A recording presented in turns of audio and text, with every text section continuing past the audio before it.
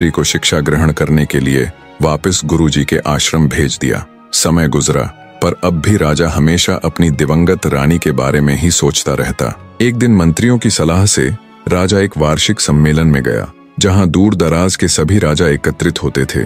उस समारोह में पास के ही राज्य से राजा त्रिलोचन सिंह भी अपनी पुत्री राजकुमारी त्रिलोचना के संग आया हुआ था। राजकुमारी त्रिलोचना ने जब उस समारोह में राजा त्रिभुवन पाल को देखा तो वो उस पर मोहित हो गई। वार्षिक उत्सव खत्म होने पर जब वे घर आए तो राजकुमारी ने अपने पिता से राजा त्रिभुवन पाल के बारे में पूछा और कहा कि वो उससे विवाह करना चाहती है। राजा को जब अपनी पुत्री की इच्छा का पता चला तो उसने तुरंत एक हरकारे को विवाह प्रस्ताव संदेश के साथ राजा त्रिभुवन पाल के यहाँ भेज दिया। पड़ोसी राज्य से यूं विवाह प्रस्ताव आया देख राजा त्रिभुवन पाल असमंजस में पड़ गया।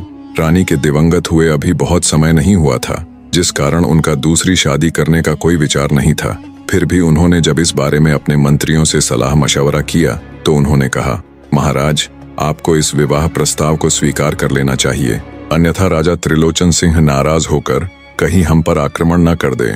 उनके पास हमसे कहीं अधिक सेना और शस्त्र बल है।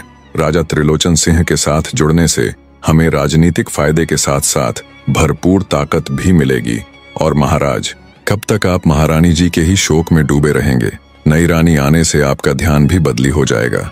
मंत्रियों की सलाह और अच्छे से सोचने विचारने के बाद अंततः राजा त्रिभुवन पाल ने उस विवाह प्रस्ताव को स्वीकार कर लिया। जल्द ही राजा त्रिभुवन पाल की शादी राजकुमारी त्रिलोचना के साथ हो गई। कुछ समय पश्चात ही रानी त्रिलोचना ने गर्भ धारण कर लिया और तय समय पर राजा को रानी त्रिलोचना से एक पुत्र की प्राप्ति हुई। उधर राजकुमारी रुद्रलेखा और विभित्सना भी अपने जीवन के 10वें वर्ष में प्रवेश कर चुकी थी। आश्रम में उन दोनों की शिक्षा पूरे जोरों शोरों के साथ चल रही थी। राजकुमारी रुद्रलेखा की हर विषय में अच्छी पकड़ थी, पर विभित्सना की बात ही कुछ अलग थी। केवल 10 वर्ष की आयु में उसकी बुद्धि ऐसी कि चाणक्य को भी परास्त कर दे।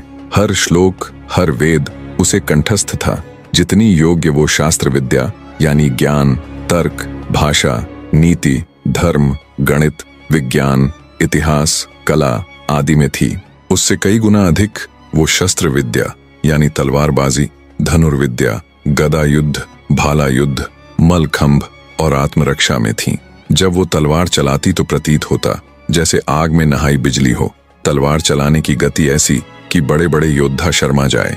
जब विभित्सना धनुष उठाती तो आंखें बंद करके भी कोसों दूर मौजूद अपने लक्ष्य को चंद पलों में भेद देती। जब वो गदा चलाती तो बड़े से बड़े पत्थर को एक ही वार से कई टुकड़ों में बिखेर देती। शस्त्र और शास्त्र दोनों में उसका कौशल देख उन्हें शिक्षा देने वाले आचार्य काश्यपंत हैरान रह जाते। उन्होंने अपने जीवन में पता नहीं कितने ही राजा महाराजाओं के बच्चों को शस्त्र और शास्त्र विद्या दी थी। एक से एक महारथी योद्धा उनके गुरुकुल से निकले थे, पर उन्होंने अब तक अपने संपूर्ण जीवन में विभित्सना जैसा कोई नहीं देखा था। अब तक के उनके शिष्यों में कोई भी ऐसा नहीं था जो उस 10 वर्षीय बालिका के सामने किसी भी क्षेत्र में पल भर के लिए भी टिक पाता। उसकी इन अद्भुत कलाओं को देख आचार्य काश्यपंत हमेशा उससे एक ही बात कहते, बेटी, तुम्हारा जन्म किसी बहुत बड़े कार्य के लिए हुआ है।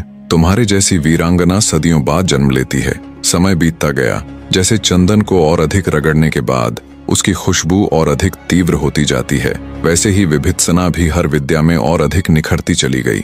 उधर राजा त्रिभुवन पाल का लड़का भी समय के साथ बड़ा होता चला गया। समय का चक्र घूमता रहा। लगभग 10 साल और बीत जाने के बाद राजकुमारी रुद्रलेखा और विभित्सना अपनी विद्या अध्ययन संपूर्ण कर आचार्य काश्यपंत से विदा ले वापस राजमहल को लौट आई। दोनों लड़कियां अब संपूर्ण जवान हो चली थीं। इधर राजा त्रिभुवन पाल के द्वितीय विवाह से उत्पन्न हुआ राजकुमार रुद्रसेन भी 15 वर्ष का हो चुका था, किंतु वह सर्व विद्याओं में असमर्थ होने के साथ साथ कायर भी था। ऐसा अयोग्य पुत्र पाकर राजा त्रिभुवन पाल हमेशा दुखी रहने लगे और जल्दी ही उन्हें अनेकों छोटी बड़ी बीमारियों ने घेर लिया। अपने अंतिम समय को नजदीक देख राजा ने अपने दोनों बच्चों राजकुमारी रुद्रलेखा और राजकुमार रुद्रसेन में से उनके गुणों के आधार पर राजकुमारी रुद्रलेखा को अपना उत्तराधिकारी चुना। राजकुमारी को चुनने के कुछ समय बाद ही राजा ने अंतिम सांस ली। राजा की मृत्यु उपरांत पूरे राजमहल में घोर सन्नाटा पसर गया। पिता की मृत्यु से आहत राजकुमारी रुद्रलेखा का बुरा हाल था। दूसरी तरफ महारानी त्रिलोचना का भी वही हाल था।